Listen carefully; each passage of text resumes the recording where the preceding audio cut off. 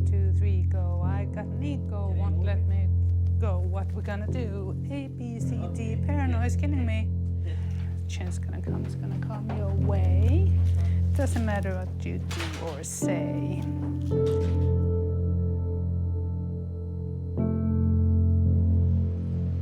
Moscow, December 2016. Vladimir Putin is the new king of the international scene.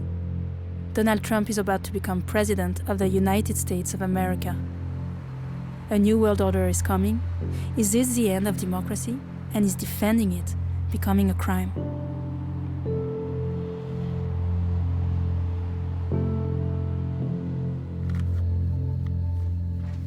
Edward Snowden has dealt with these questions like no one. The NSA subcontractor unveiled the US programs on mass surveillance. He has lived in exile in Russia since then.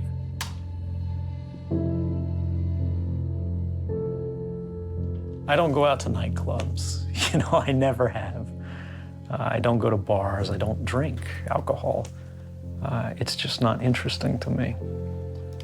So I've described myself before in interviews as an indoor cat.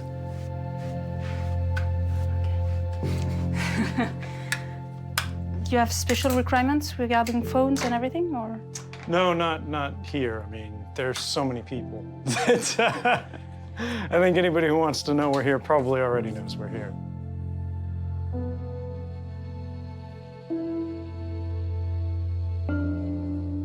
My name is Edward Snowden. I'm, I guess, 33 years old now. The years kind of slip by when you're out in limbo. I thought when I was first transiting Russia that it was a terrifying and temporary trip because I never planned to stay here. And you've got to remember, I came from the CIA. I came from the NSA, right?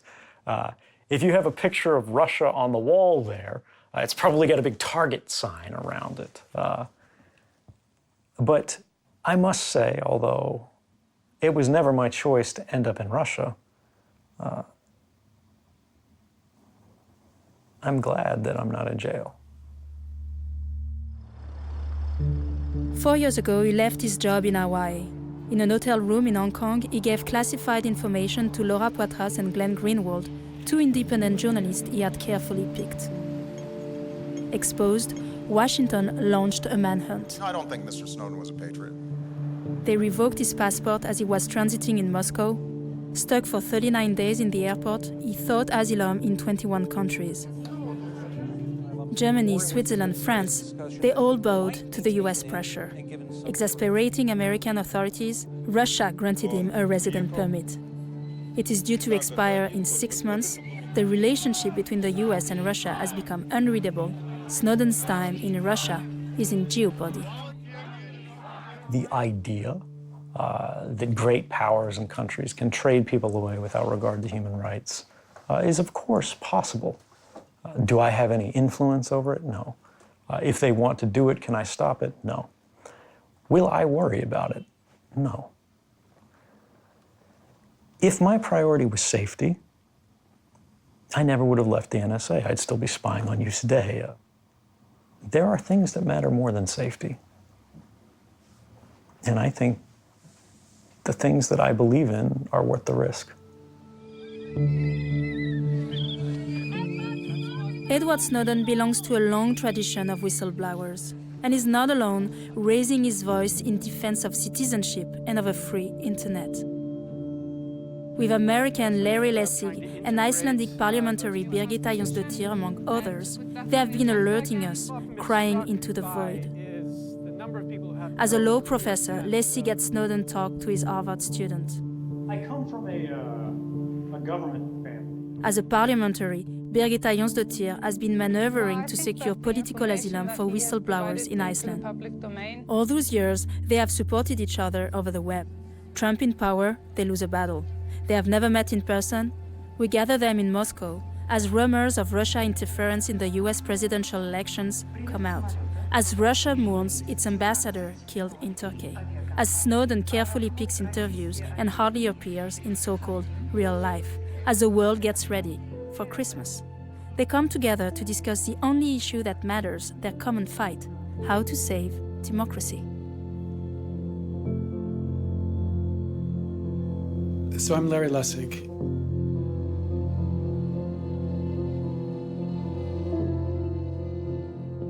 At Harvard, Lessig heads a research center on corruption.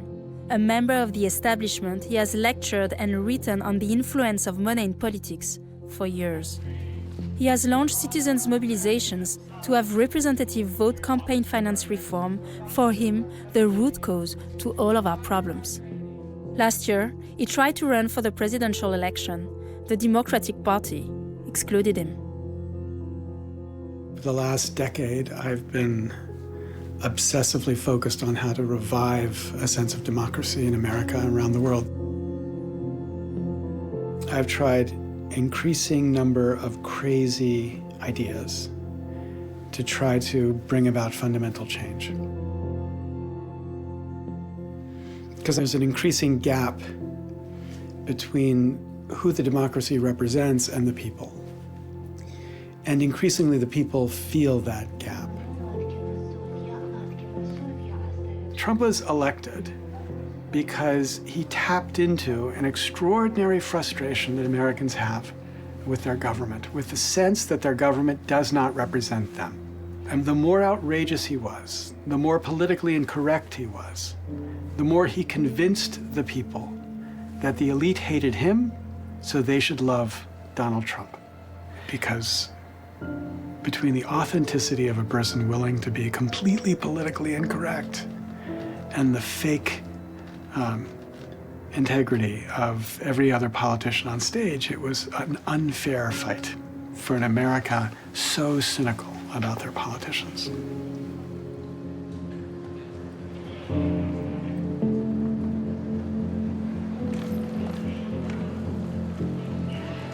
My name is Webirgita Yونسdóttir.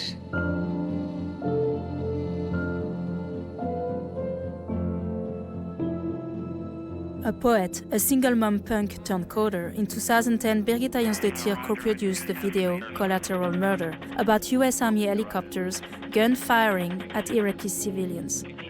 In the wake of the subprimes crisis, she entered politics to help citizens get hold of their decision, of their destiny, again. I am a poetician, and I actually decided in the wake of the crisis to establish a political movement that should go inside the system in order to understand it, so that we could actually create alternative systems. And I established the Pirate Party with others, and we got elected in 2013, and we got recently in election 10 members of parliament out of 63. I think our uniqueness is mostly about the possibilities of engagement to bring the power back to the people, or take it from the powerful and give it to the general public, to be Robin Hood of power.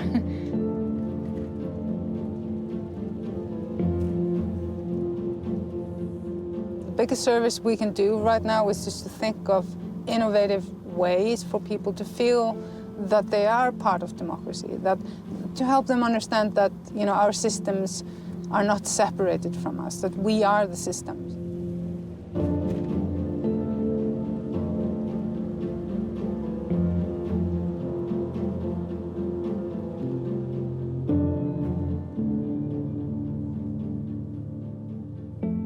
What was revealed was not just about surveillance. That's what people get because that's how the news covered it.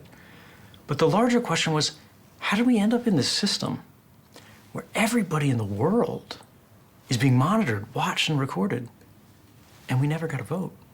We never even knew what was happening. Our officials that were supposed to be voting on our behalf didn't even tell us. Increasingly, governments are considering hacking to be completely legal as long as they do it. And there are cases where this is a valuable authority, and you can understand why they would want to do this. The reality, and this is not my claim, this is from the White House, is that mass surveillance has never stopped a single terrorist attack in the United States. These programs were never about terrorism. They're about diplomatic manipulation, economic espionage, and social influence. They're about power.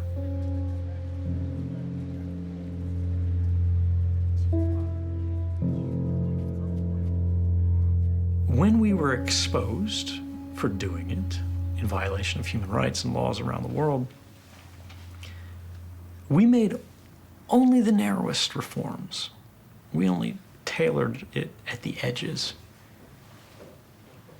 And as soon as public attention began to be distracted by some new controversy, they started thinking, can we pressure our allies to adopt the same laws that we had to make us less vulnerable to criticism?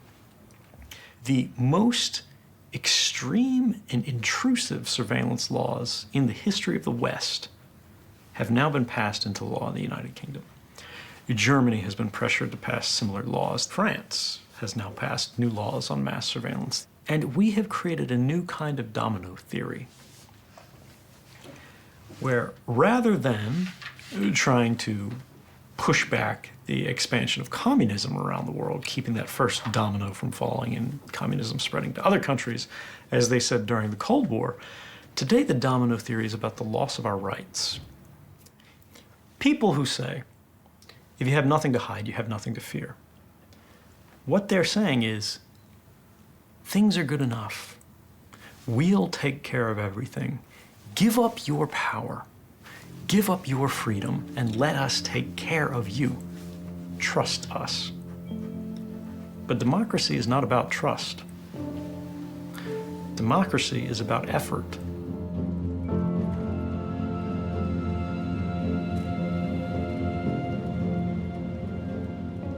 So we're filming this the day before the Electoral College will vote on whether Donald Trump will be our next president. And there's a movement to get electors to vote against their pledge. America has been reminded that these electors were meant to exercise judgment. Constitutionally, they were intended to be a kind of final fail-safe before you select a president.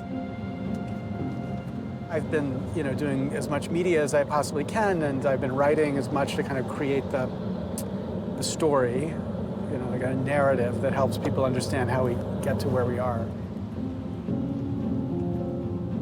I went around to lawyer after lawyer, senior lawyers, law firms, and they just wouldn't do it.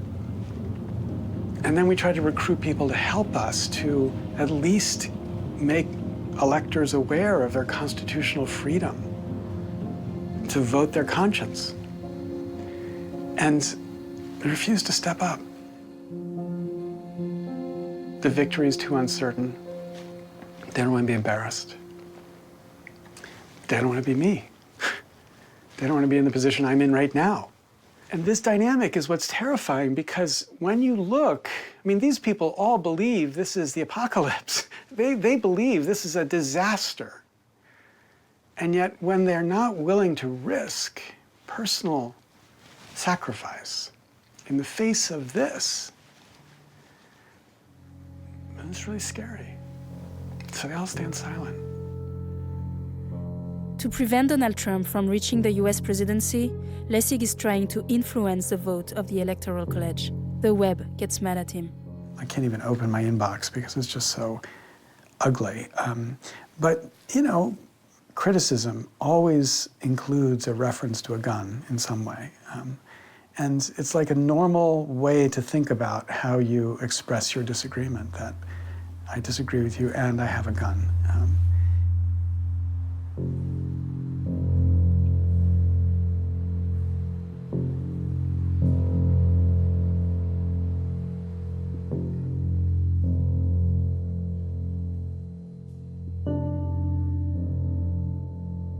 How long will it be until they arrive?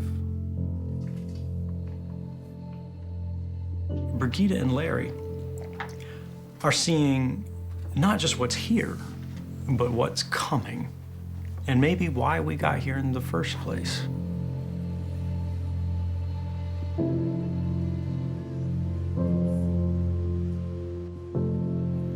I was this close to be able to form a very progressive government in Iceland. It was just so close. I could just touch it, and then I just watched it, slip away. But we now have actually done something that everybody needs to start to think about. And we've actually made an alternative. Anybody can actually write the policy. You don't even have to be in the party. You just have to then take it through a process, and then we take it into our voting system. Then it might actually end up as a law or a resolution or something that becomes a new policy in Iceland. I'm always felt that, myself, that if I wanted to live in my dream world, I had to help create it.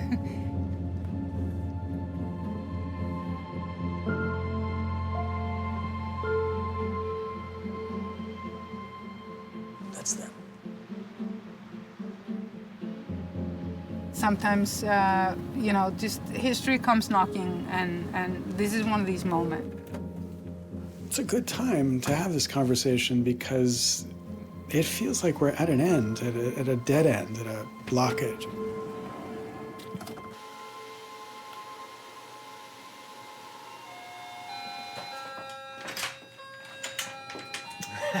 Please come in. How are you? I'm good. Oh, so good to see you. Yeah, finally. Long way. Thank you for coming. Great to meet you. Thank you for coming all this way. Please. Well, it's extraordinary times for extraordinary measures. Yeah. Oh, you're one of these geeks. But do you guys want anything to drink or before we get started? Some water. Yeah, I would love some water. Do we? Yeah, I'll take the gas. Should have asked. Sorry. Yeah, how long are we gonna be on camera? How much as you want. As much as you can discuss with us that we can know of. So we're gonna go on film. Is that okay? Good. So, a poet, a lawyer, and a geek walk into a bar. And the question is, why do we believe in democracy anymore? What's the potential? Why do we think this makes sense? Because look, there's a lot of good evidence against it right now. You've had the best experience of any of us in trying to redefine what politics will be like. The Pirate Party in Iceland, even though you were incredibly successful, almost 15% of the population supported you. The winner, almost by a factor of 3, the party that got the largest support was exactly the opposite conception of Yeah, politics. it's the party that talks about stability and indoctrines, the fear of change and so forth. When we're really successful and we are in the polls, I knew that we would never get that much during the elections because it's harder to get young people to go out and vote. And our greatest support base is people below 25. But there was another element, a very strong element that was at play. Some of the media guys in Iceland were talking to guys like Bloomberg, were reporting to them that the investors were, pulling back because, there could be a Pirate Party victory in Iceland. I know that it had an influence on people that might have voted for us, but got afraid that, we would get into some sort of economic havoc again. So they played on exactly the right fears. And, one can become very frustrated that these things that we're so close to getting have not happened.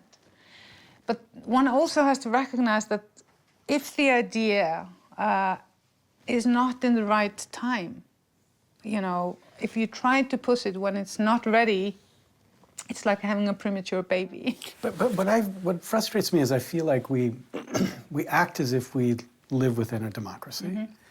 But it's like communists in Russia in 1976, right? It's like they pretended that they had a communist system, but they had this completely corrupted bureaucratic structure that defeated whatever ideals that they had. But today in the United States, right now, this very day, people are struggling with the question whether, quote, electors, people who have been selected for the purpose of exercising their vote for the President of the United States, have the freedom to vote. But the point is, we don't have anything like a representative democracy in the United States today. Yet there's no place to say that without sounding like a crazy. Historically, we've had radicals in society. We've had factions and groups that say all kinds of crazy things. And over time, through some means that we may not fully understand yet, what can be considered serious has been narrowed and narrowed and narrowed until what can be discussed and credited as a not crazy statement precisely aligns with what the most powerful institutions in a society agree is that. So now what you can discuss and be considered a serious person is strictly limited to the institutions that are exercising an influence that we don't necessarily want.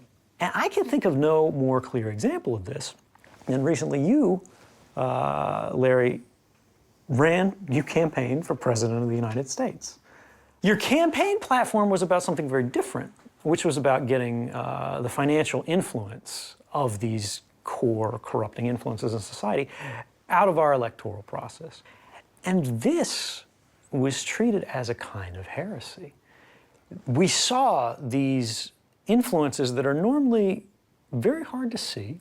They happen very slowly at the margins, and they creep in, suddenly crash in like a wave to treat you who, you're a serious, very well-respected professor in the United States.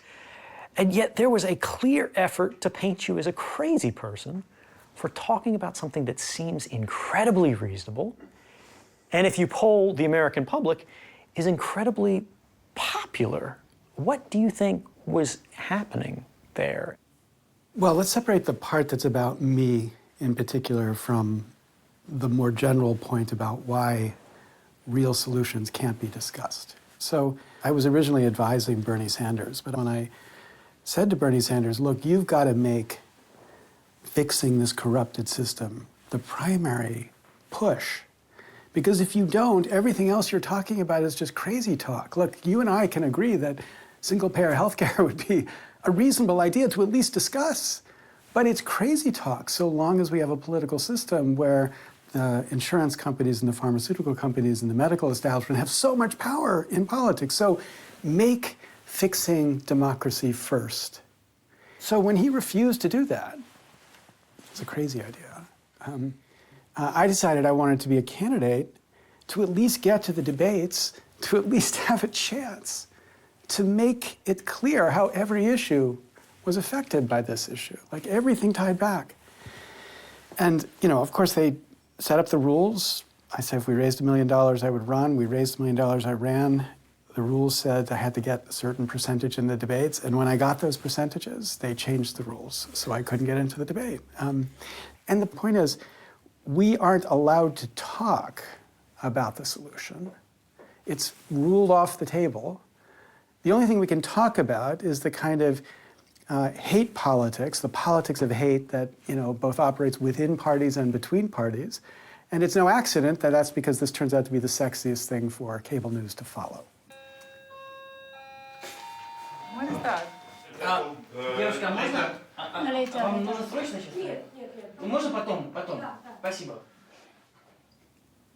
We're going to go again. This is, I guess, take 3. If I can ask one follow-on question, that's a little bit radioactive. If we have a democracy, even in part, even if it's not a properly functioning democracy, and we keep getting bad outcomes, how much is the public responsible for this? And how much of it is systemic? Maybe there is a fundamental weakness that's about access to information, that's about the way that we communicate. People have called it fake news, where people will come across some very interesting story that could be completely untrue, but they want to believe it's true. It confirms their biases, even if it's not. So they share it, they spread it. That signal to their friends, to members of their tribe, if you will, that they get it, that they're with it, they're on your side, they're supplying political ammunition. They're sort of being a good soldier on the side because they're trying to win a power struggle. And we end up poisoning our own wells because of our own sort of unexamined biases. And one of the big effects is that it seems our individual voices have lost value as a result. We can reduce the importance of speech by flooding the zone with it. It becomes difficult to separate fact from fiction, to separate true from false. Exactly. The problem that we are faced with today is that it's so easy to divide people. It's so easy to, you know, say, like, look at the narrative about Russia and America now. Sure. Particularly when everybody is resource-bounded. You've got on the front page of just one newspaper, the Washington Post, the New York Times, the Guardian, whatever, 30 stories on an average web page. How many of those can you actually read? There's been research done recently that said something like 60% of Americans only read headlines. They never actually click through to the stories. So suddenly headlines have become more important than the reporting itself. And then they are clickbaits. So, well, yeah, in some context. Let's hope that they don't all follow that. But yeah, it's a serious issue. But again, why is clickbait a thing? Why is fake news a thing? Because people are rewarded for it. Authors can write a truly fake story and share it because it gets more clicks, it gets more responses. Outrage sells. It creates a counter-reaction. People want to fight back. Exactly. Really, it's about passion. How do we mitigate the frailties of human nature? Well, I was on Wall Street. I was talking to one of these Wall Street bankers, and he's like, yeah, this is going to be terrible for my kids, really bad for the environment, but we're going to do really well. I like to think of these problems as questions of emergent behavior. You have to structure a system of incentives such that it's in the decision maker's interest to act in the most moral, most appropriate way. I always wondered when you went through the drama of your act of citizenship. I mean, you put your life on the line, took an act to make the public aware of something that should have outraged people on the left and the right. Their government was lying to them. There was perpetual surveillance being spread without any acknowledgement by our government. And this violated anybody's conception of what rights should be.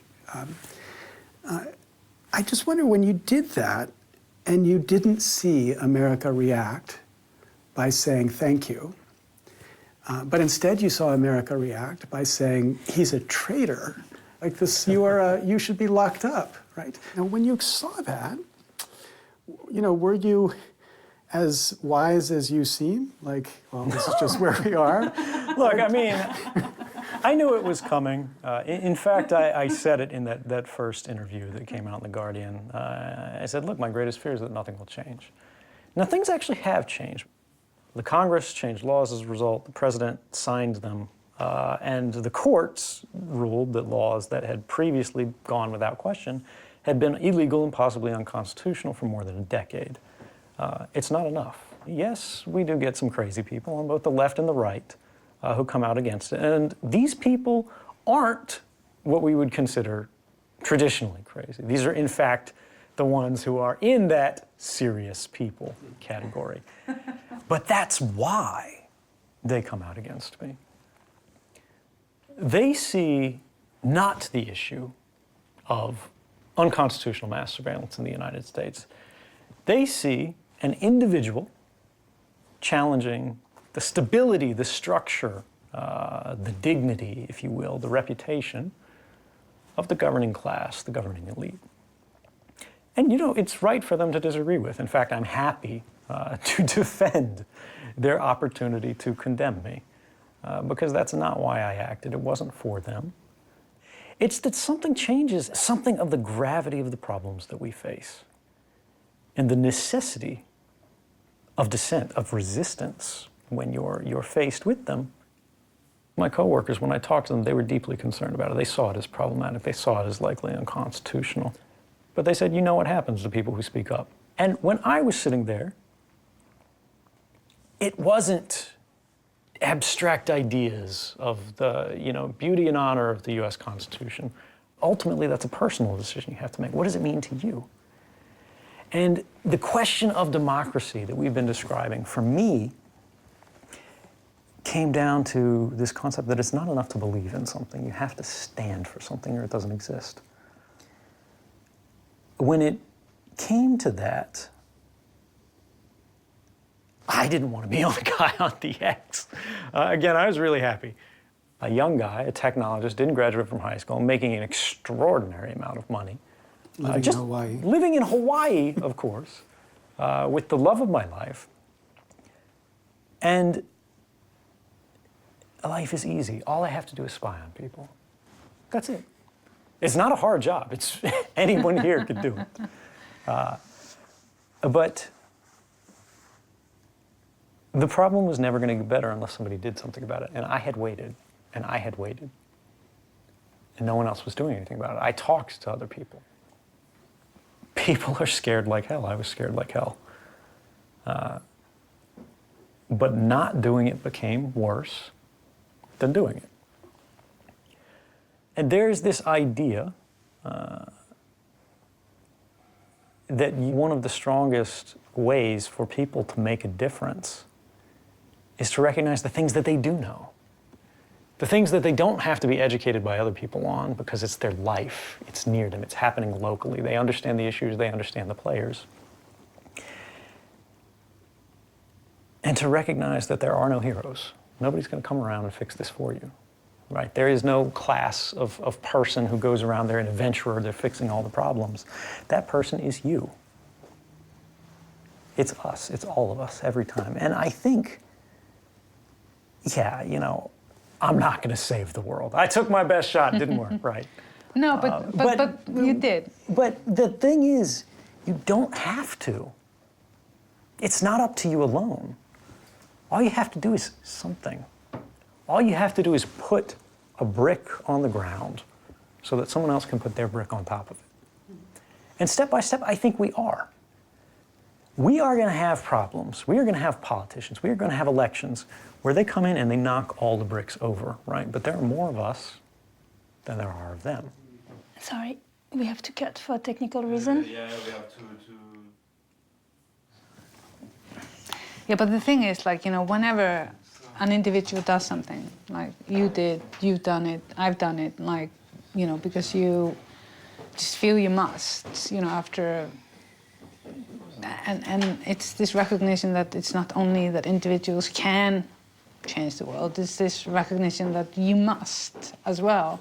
And you might not change with a big bang, but Well, it's also, like you said, good examples.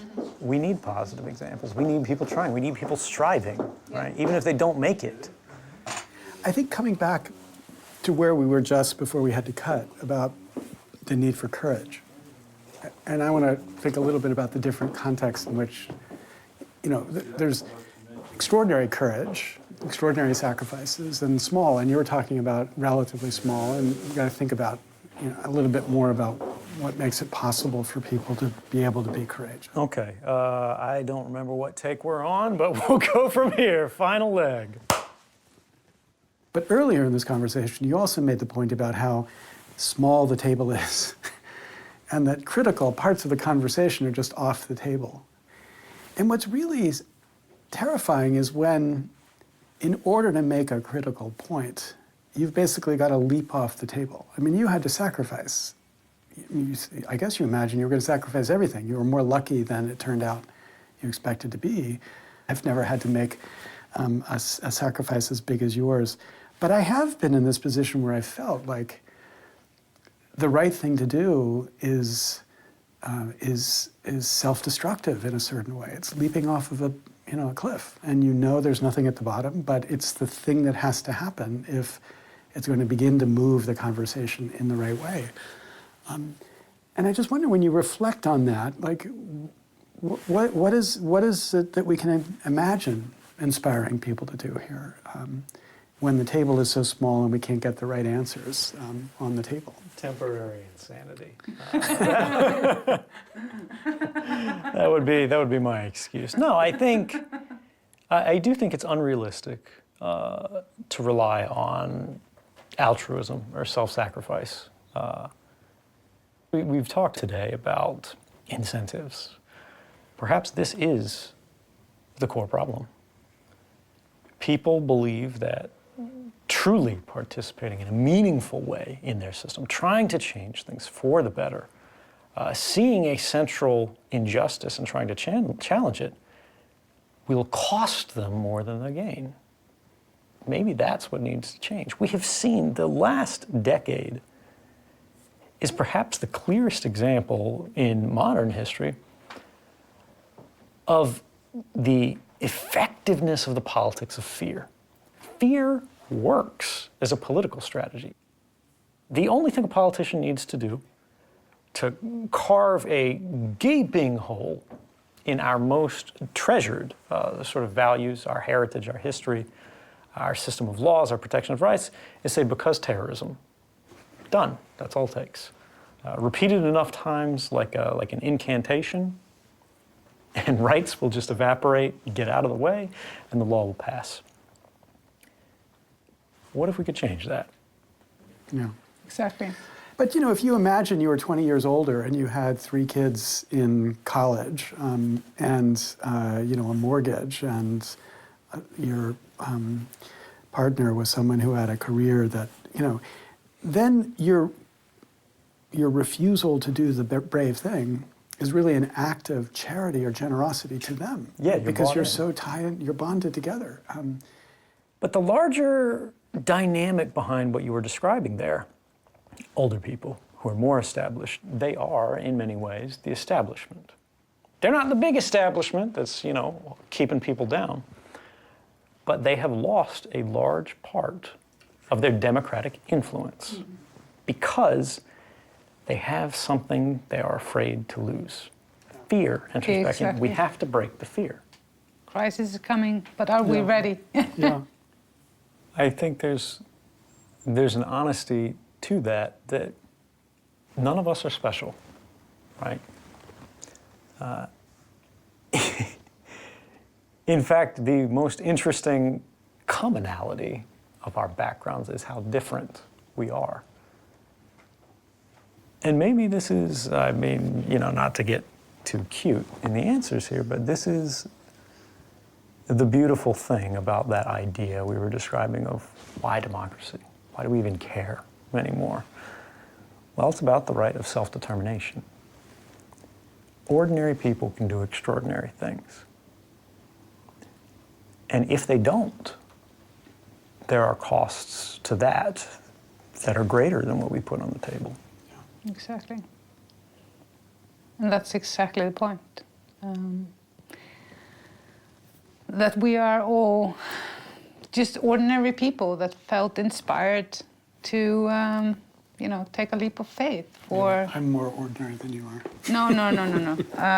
You know, I'm the most ordinary, defined by my standards. We're all going to fight over who's Yes. the most ordinary. Okay, so let's throw a dice on that. This has been wonderful. Thank you. Thank you. It's been really wonderful I really conversation. love this. Yeah, me too. Thanks. It's awesome.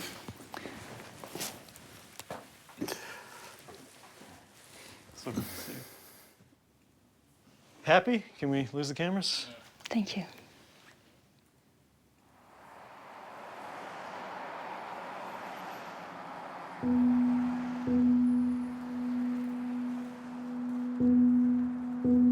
In the end, as I walked out, you know, the part that I was hopeful of, that we would have a plan, there'd be a way to go forward, like an obvious way to go forward, didn't happen.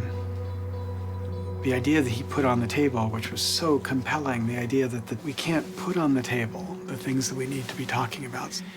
And that drives people, reformers like me, to recognize that we've got to be willing to risk craziness in order to inject this issue back into ordinary political debate.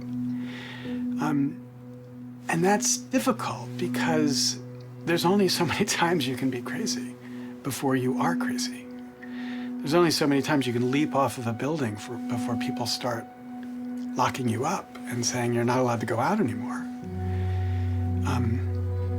And the failures pile on. One person I didn't even know wrote me, "You need to take on projects you can win." And I thought, you know, there are a lot of people taking on projects they can win. We need people to take on projects that they will lose, but because losing, they can move the argument at least.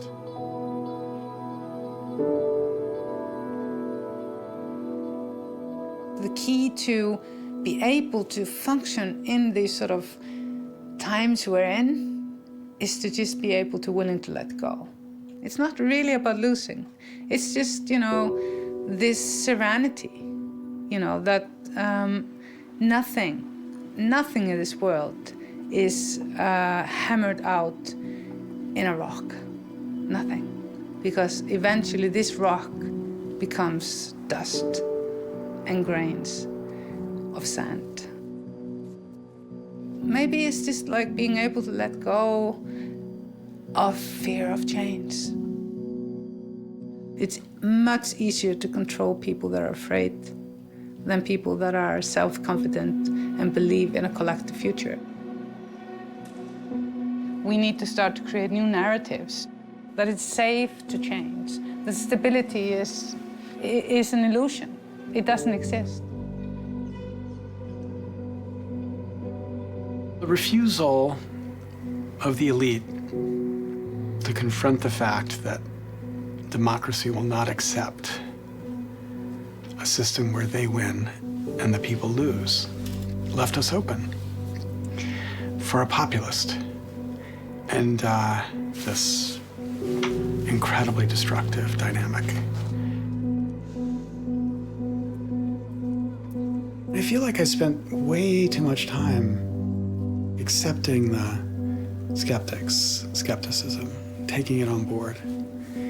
And you have to ignore the experts in a moment of fundamental transformation, because the experts are experts within the system, not experts about how to get the system changed. Larry and Birgitta leave Moscow and Edward behind. His ideas have made him stateless. In this hotel room, his time with us stretches. He's about to disappear again. It seems he only lives in the internet. The question we struggle with is, who defines the eras? Who defines history? Who defines when change happens, when it started, when it ended? Every progressive action that's happened throughout history has grown out of a system that people saw was inadequate, a system that people saw was unfair, and that they then disrupted, they then overturned to lead to a new system. If we can't allow failure, what we're saying is that we can't allow progress.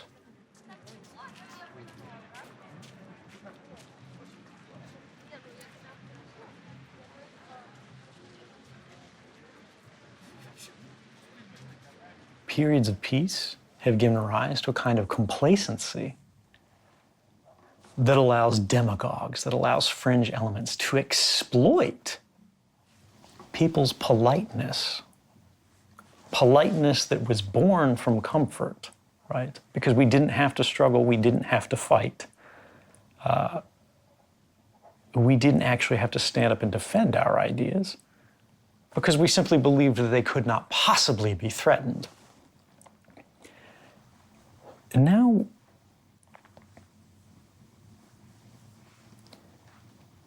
perhaps we become too polite. Perhaps we become too quiet. Perhaps our own comfort is our worst enemy.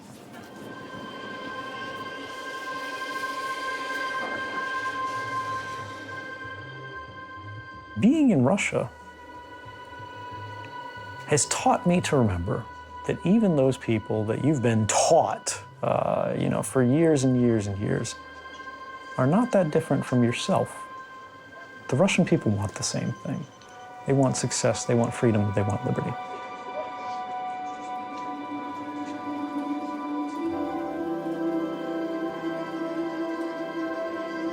It is in these moments of instability where it becomes very fashionable to say the world has gone mad, there's nothing we can do.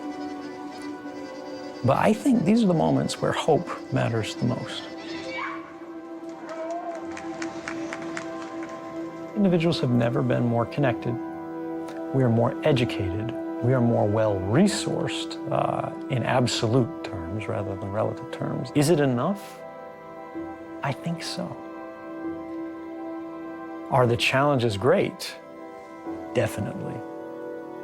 But the reality is this: if we coordinate, if we think, if we work together, if we share the things we believe in, if we persuade people, not just in our communities, but around the world,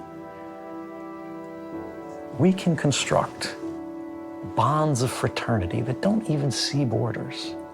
Right? We can create ties between human hearts, minds that speak different languages,